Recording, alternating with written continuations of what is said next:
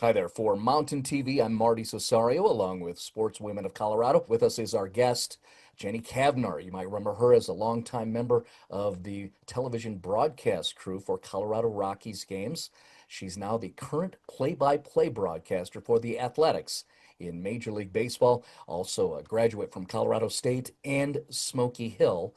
Welcome to Jenny. And with us, of course, is the executive director for Sportswomen of Colorado, Jennifer Anderson Ehrlich, a former NCAA basketball athlete and college softball player herself. Ladies, excited to have you. Jen, go ahead. Jenny, we're so excited to feature you. You've had a history-making year. What is this new chapter as the A's lead play-by-play broadcaster meant to you, both personally and professionally?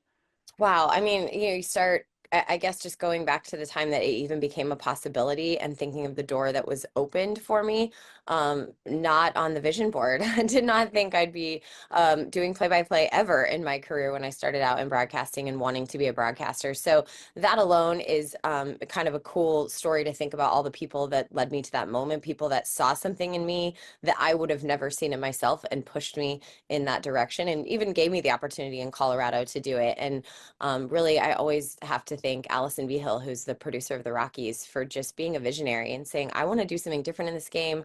I believe in you. I want to put you on that stage and I want to grow you on that stage. And there's obviously going to be times where you fail and it's not fun and you're doing it at the highest stage possible. And so my path, very non-traditional.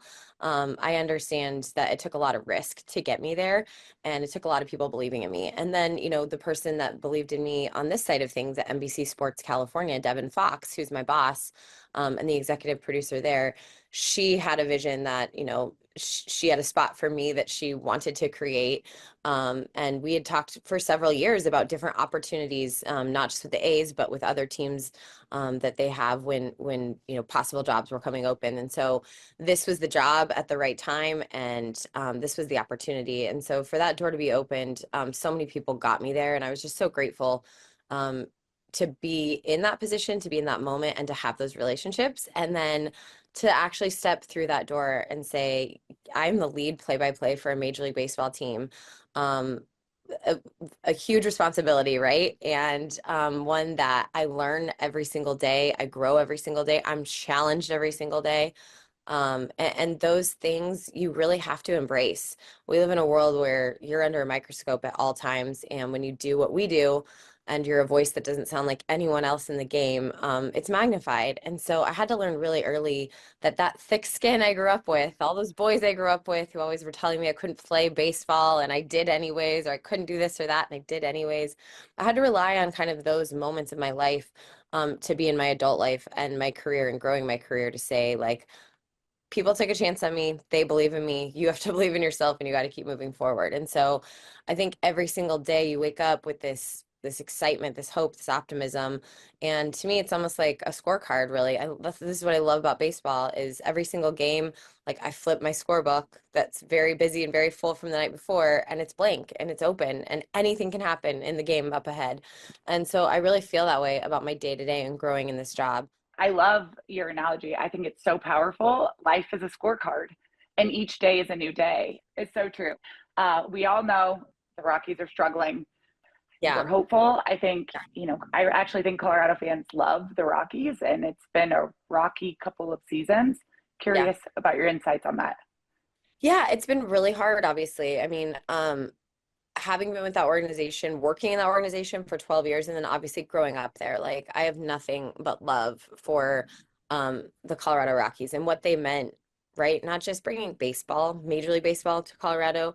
They brought revival to lower downtown. And like I'm a Denverite through and through. I'm a fifth generation Denver native. My grandpa, like thinking about the work that he did, and he used to work at the railroad and now Union, like when you go down and you're there at Union Station, it's beautiful and it's redone, and like Mhm. there's all these restaurants, and like I just think I'm like, what would he think having grown up in this town in like the 20s and 30s and 40s, like what would he think of what Denver became and how special it is? And it really all centers around bringing Major League Baseball to Colorado. And that's crazy when you think about the impact, the economic impact, the city impact, the landscape impact that decision that they've decided to bring a team in 1991 over, and it started in 93. Like it's awesome to see the fruits of that labor. And so to know that that team ultimately has been in the place they've been in the last couple of years and the spiral that it turned into this year, it's sad. It makes me really sad. And then on a personal level, I know a lot of those players still. I watched them grow up in the organization. I watched them make their major league debuts. I got to know their families. I'm watching them become parents now and have babies, and like, you don't want anyone to ever struggle like that. And you're watching, week after week as the season started, like, when are they going to get to 10 wins? Like, it's so sad. And it breaks my heart for all of them, for sure. Okay, the most important question of our interview. Do you eat the ballpark food? Oh, man. Okay. And if you have one ballpark food that you can't resist, what is it? Oh, okay. That's a good question. So like the media meals, this is how we judge a ballpark, right? Everyone's like, "Oh, what's your favorite ballpark?" And usually that's about like aesthetic or look or whatever. No, it's about the media meal. Food. Like, about the food. So typically we eat the media meal, but there are some ballparks that you just have to get out and eat the food. And I would say probably in San Francisco, when you go to a Giants game, like the smell of the garlic fries from the minute you walk in until the time you leave is like embedded in in your nasal cavity. Gotta So get the garlic fries. I feel like you got to get the garlic fries, but then I immediately always regret it because that taste is in your mouth for days. So I always have to get it, and I immediately regret it. They also have a clam chowder bread bowl that I would Ooh, often get when we would go there with the Rockies. So that was a good one. Of all course, you right. have to get a Hilton burger at some point. Once a year, I would always go get a Hilton burger. That was the most important component of our interview. Jenny, Right. thank you so much for taking time out of your day to chat with us. We're so proud of you over here at Sportswomen of Colorado and just what you've represented in regard to passion and following your dreams and keeping your feet on the ground, planted firmly underneath you. And I just so appreciate you taking some time out of your day. I know how busy you are, and just absolute gratitude for you. Thanks, Jennifer. I appreciate it. All right, great to hear from Jenny Kavnar, Major League Baseball play-by-play voice for the Athletics, and from Sportswomen of Colorado, Jennifer Anderson Ehrlich. Sportswomen of Colorado, they've been doing this for over 50 years, and they're just catching up. The Mountain Sports Report is brought to you by Sportswomen of Colorado.